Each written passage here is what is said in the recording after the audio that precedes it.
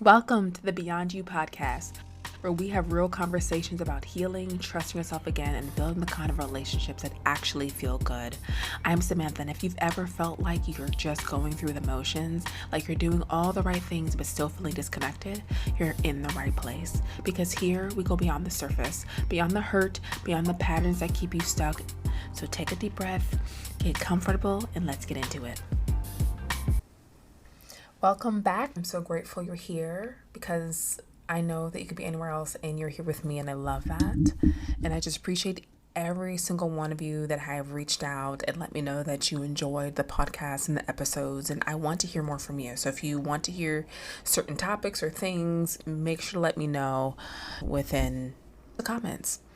So I want you to take a deep breath with me and just land here in this moment in your body, because you're safe here. This is our space to be real, to be honest, to hold the hard stuff together, because today we're talking about something that's both an art and a necessity: saying goodbye to toxic relationships for good. And you know, this is my specialty. This is what I worked on in the beginning of my whole practice, and this is what I've been really prone on teaching people before I kind of really went into more towards authentic relationship with yourself and other people. But I wanted to make sure I recognize those who are in those toxic relationships and not just walking away temporarily when things get heated, not just taking a break while hoping things will change, but actually closing the door and keeping it closed. Now, I know that phrase, when it comes to toxic relationships, I'm putting in quotation marks, gets thrown around a lot these days, sometimes so much that it loses its meaning. But I'm talking about those relationships that consistently drain your energy, that make you question your worth, that have you walking on eggshells or twisting yourself into pretzels just to keep the peace. The ones where you give and give and give, and somehow you're still the problem. Maybe it's a romantic partner who makes you feel crazy for having feelings. Maybe it's friends, or it's a friend who only reaches out when they need something but disappears when you're the one going through it. Maybe it's a family member whose love comes with so many conditions that you've forgotten what unconditional care feels like. And here's what I want you to know right from the start. Recognizing a relationship as toxic doesn't make you ungrateful, disloyal, or weak. It makes you awake. It makes you someone who's finally ready to choose your peace over keeping others comfortable. But saying goodbye, like really saying goodbye, is an art form. It requires strategy, it requires strength, and most importantly, it requires self-compassion as you navigate one of the hardest things a human heart can do. So whether you're finally ready to close that door for good, or you're still gathering the courage to even acknowledge what needs to change, this conversation is for you. We're going to walk through this together with love, with wisdom, and with the understanding that sometimes the most loving thing you can do is leave. So let's start with recognition piece, okay? Because sometimes we can be the last to see what everyone else around us has been seeing for months or even years.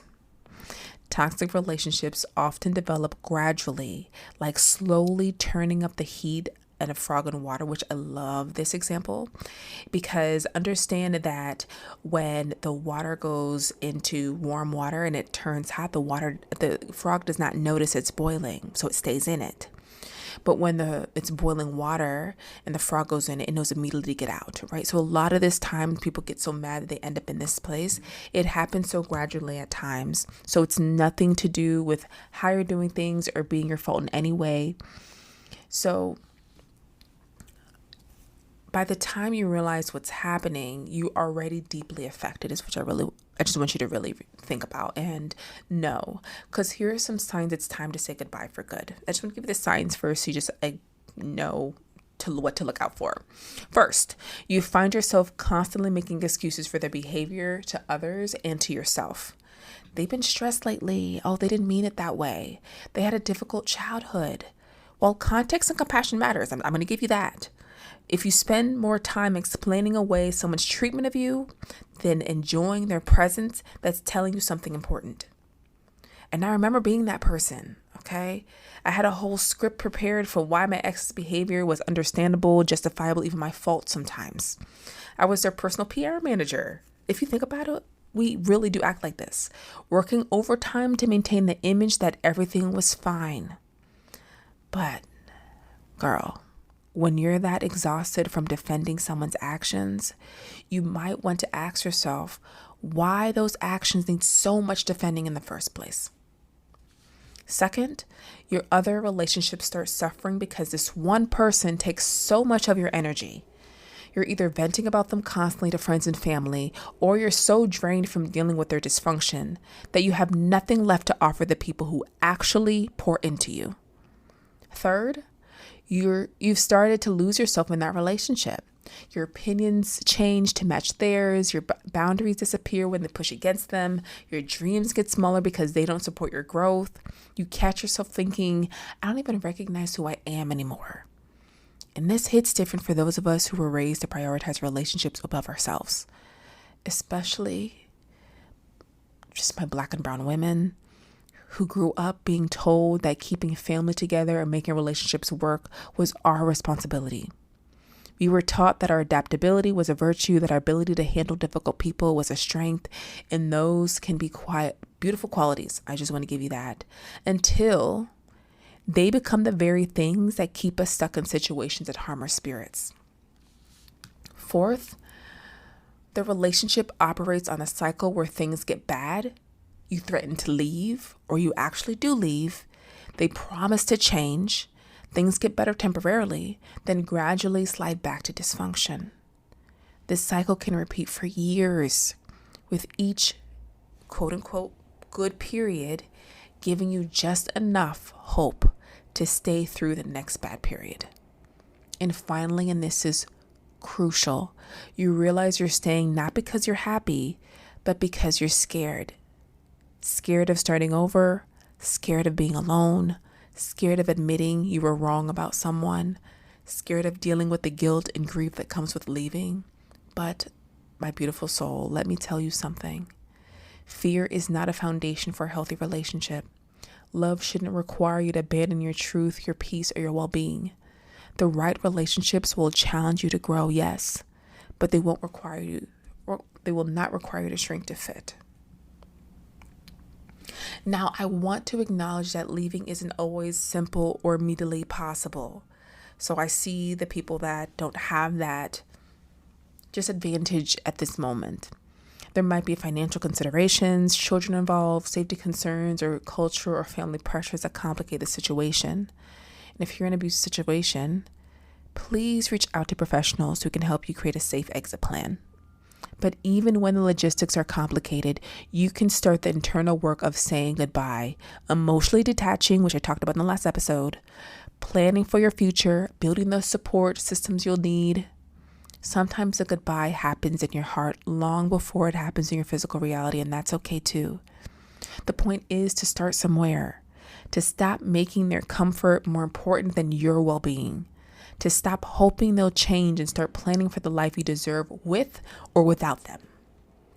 But before we talk about how to leave, can we get honest about why we stay too long in toxic relationships? Because understanding your patterns helps you break them. And one of the biggest reasons is something called sunk cost fallacy. The idea that because you've already invested so much time, energy, and emotion to this relationship, you can't, quote unquote, waste all that by leaving now. You think about the years you've put in, the memories you've made, the potential you'll still see. It feels like giving up. But girl, time already spent isn't a reason to spend more time in a situation that's harming you. You wouldn't keep eating a meal that was making you sick just because you already paid for it, right? The investment you've made just lost. It isn't lost when you leave. It's the education that taught you what you won't accept anymore. Another reason we stay in is the trauma bond. In toxic relationships, the intense highs and lows create a chemical addiction in your brain. The unpredictability of their love and attention triggers the same reward pathways as gambling or drugs. You're literally addicted to the cycle of pain and relief, rejection and reconciliation. This is especially powerful because during the good times, in quotation marks, you feel like you're finally getting the love you've been craving. But that love is only so intoxicating because of how badly you've been starved for it during the bad times. It's like being grateful for water in a desert. But in a healthy relationship, water should be consistently available, not a rare gift you have to earn or suffer for. Then there's the hope addiction. You become addicted to their potential rather than dealing with their reality. You see glimpses of who they could be. Maybe they have moments of vulnerability, or they make promises to change, or you remember how they used to be in the beginning, and you hold on to that possibility like it's more real than their consistent behaviors, their consistent patterns of behaviors. I get it. I really do. Hope is beautiful, but hope without consistent action to back it up becomes a prison. You end up living in a fantasy of what could be instead of dealing with what is. And so for my Black and brown women, there are often additional layers to consider. Maybe you were raised with messages about loyalty to family or community that make leaving feel like betrayal. Maybe you've watched the women in your family endure difficult relationships and learned that staying through hardship was that strong women do. Maybe you're carrying cultural beliefs about the sanctity of certain relationships that make leaving feel not just difficult, but morally wrong. These cultural values often come from beautiful places: the importance of family, the strength found in perseverance, the commitment to working through challenges together. But sometimes these values get twisted and used to justify accepting treatment that no one should have to endure. True strength isn't staying in every situation no matter what. True strength is knowing when to fight for something and when to walk away. True loyalty isn't accepting abuse in the name of family or commitment. True loyalty is to your own well-being and to healthy relationships that honor your full humanity, just your full self. Another reason we stay is shame. We're embarrassed that we got involved with someone toxic, embarrassed that we stayed so long, embarrassed that we went back, that we ignored the red flags that seem so obvious in hindsight. We worry about what people will think, what people will say, whether they're judge us for our choices. But let me tell you something. The people who truly love you aren't keeping a scorecard of your relationship mistakes. They want you to be happy and safe, and they'll celebrate you for having the courage to choose yourself, regardless of how long it took you to get there.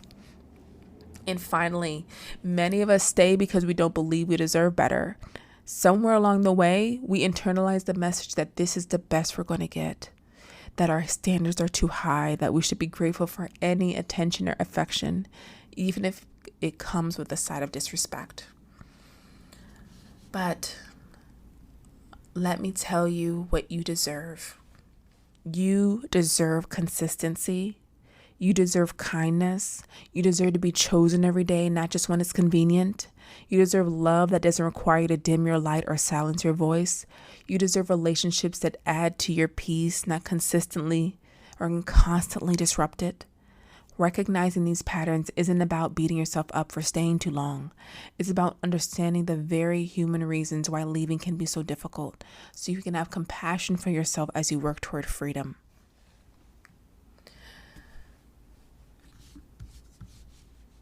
Now let's talk about the actual art of saying goodbye, not just disappearing or having another fight that leads to a temporary breakup, but creating a clean, final ending that honors your decision to choose yourself.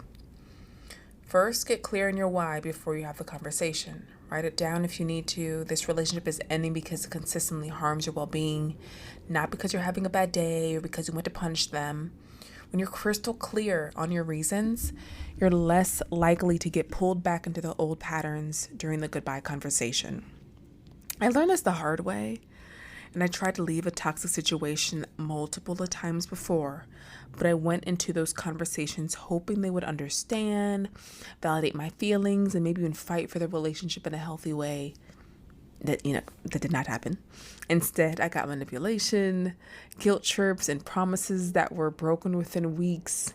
It wasn't until I went into that final conversation with the mindset of, I'm informing you of my decision, not asking for your permission, that I was actually able to leave for good. Second, choose your method thoughtfully. In person might feel like the right thing to do, right, as in quotation marks, but if this person has a history of manipulation, emotional outbursts, or wearing down your resolve, a phone call or even a carefully crafted text message might be more effective. The goal is to communicate your decision clearly, not to subject yourself to one final round of toxicity.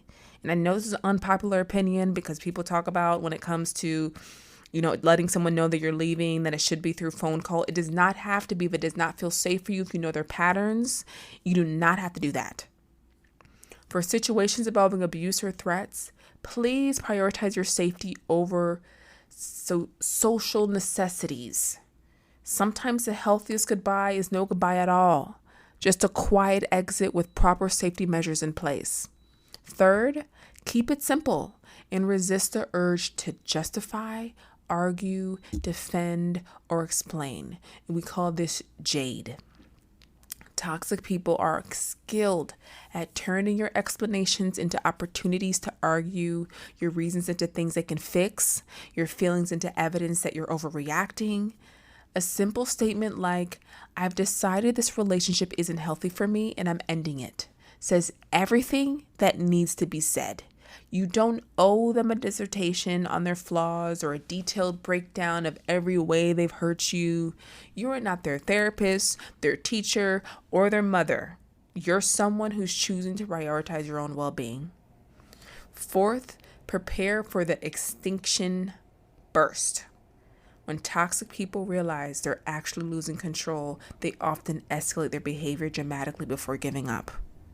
They might love bomb you with promises and gifts. They might threaten to hurt themselves. They might spread lies about you to mutual friends, or they might oscillate between begging and attacking.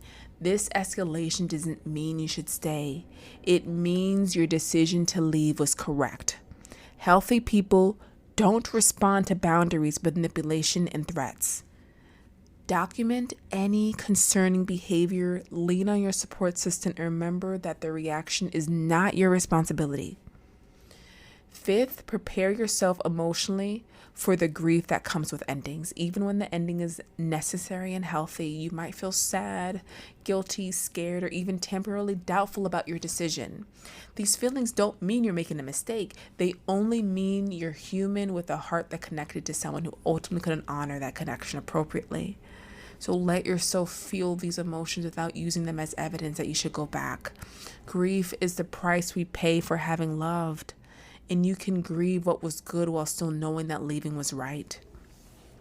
6, create physical and digital boundaries immediately. Block their number and follow on social media. Avoid places where you're likely to run into them if possible. This isn't about being petty. It's about removing temptation and protecting your healing process.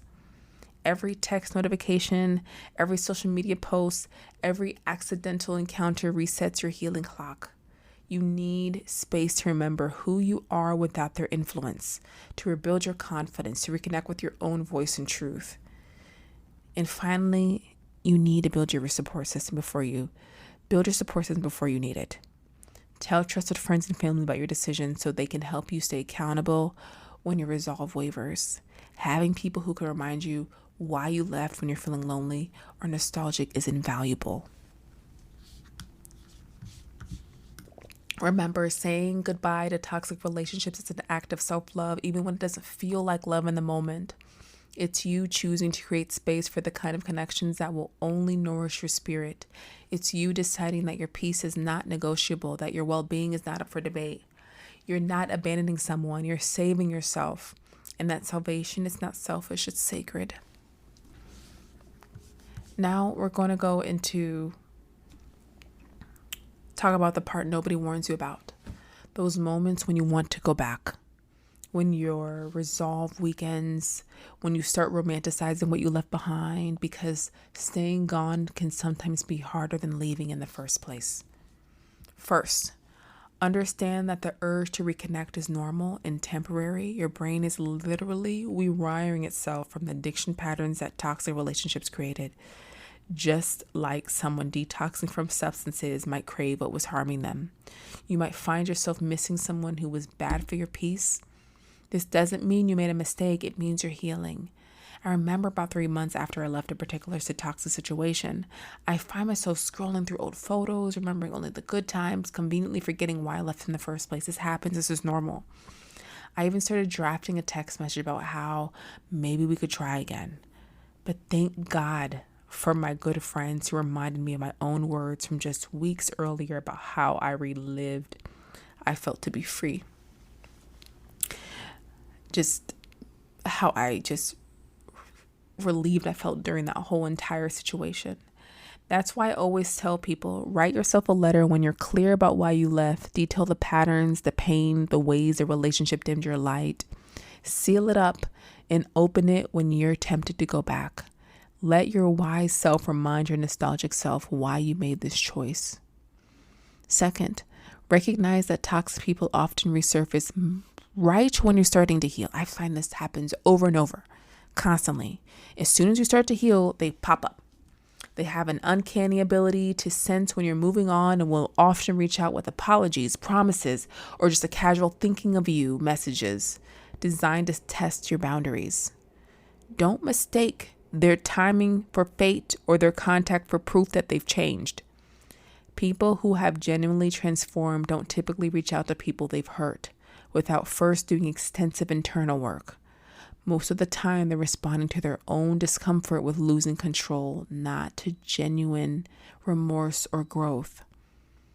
Third, I need you to create new routines and fill the space they used to occupy. One of the hardest parts about leaving toxic relationships is the void they leave behind.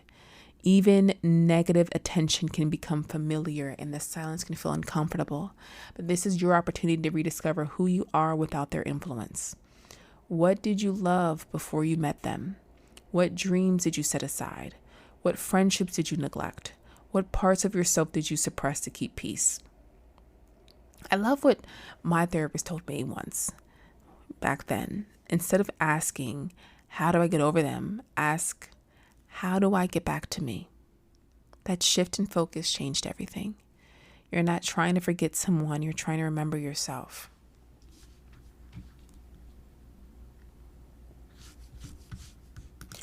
I want you to stay also connected to your support system, especially in those vulnerable moments. Don't isolate when you're struggling. That's when toxic people often try to worm their way back in.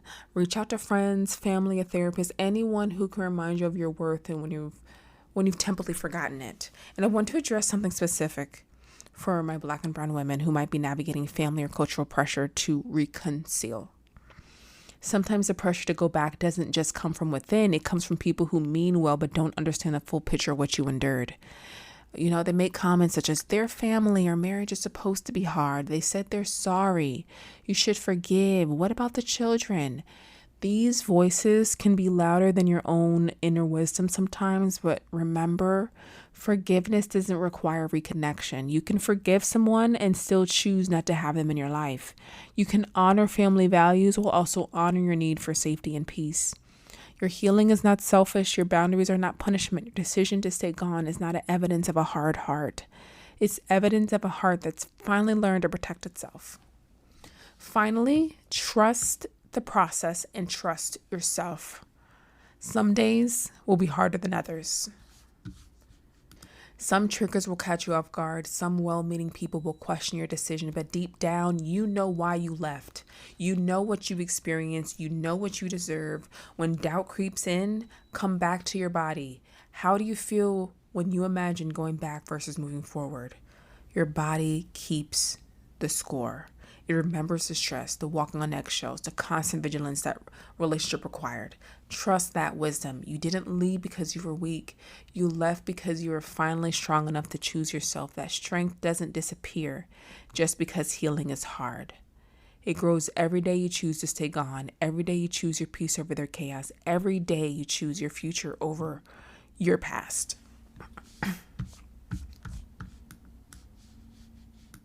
As we come to the close of our time together, I want you to hear this. Saying goodbye to toxic relationships isn't about being cold or unforgiving. It's about being wise and self-preserving. It's about understanding that some people are meant to be lessons, not permanent fixtures in your life. You are not responsible for fixing anyone. You are not required to stay in any relationship that consistently harms your well-being. You are not obligated to set yourself on fire to keep someone else warm. What you are responsible for is your own healing, your own peace, your own growth. And sometimes, often, that means making the hard choice to walk away from what's familiar and move toward what's healthy.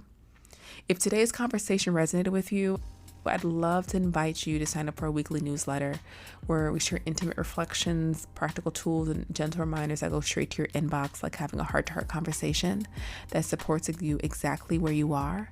The link to subscribe in the show notes, and it's completely free. It's just tips to be able to help you along the way and little notes you can take with you. And make sure to share it with somebody who needs this. We always have a friend that needs it to be able to share and reach out to more people who just need this assistance to getting back to themselves. I also love to hear from you. What's helped you say goodbye to toxic relationships? What challenges have you faced in staying gone? Your story might be exactly what someone else needs to hear.